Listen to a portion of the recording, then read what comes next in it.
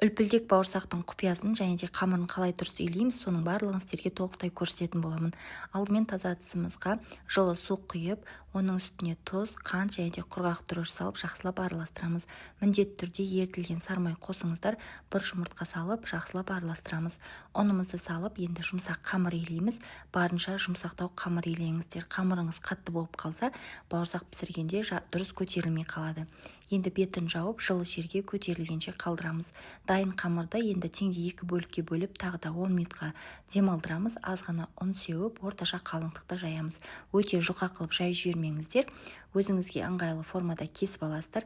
Кесіп болғаннан соң тағы да үстін таза полотенцемен не болмаса майлықпен жауып 20 минутқа қалдырыңыздар. Енді қызып тұрған майға салып бауырсағымызды пісіріп аламыз. Газдың оты орташа отта тұруы қажет, және де бауырсақты салғаннан соң осылай үстіне біраз қасықтан сұйық май құйып шығыңыздар.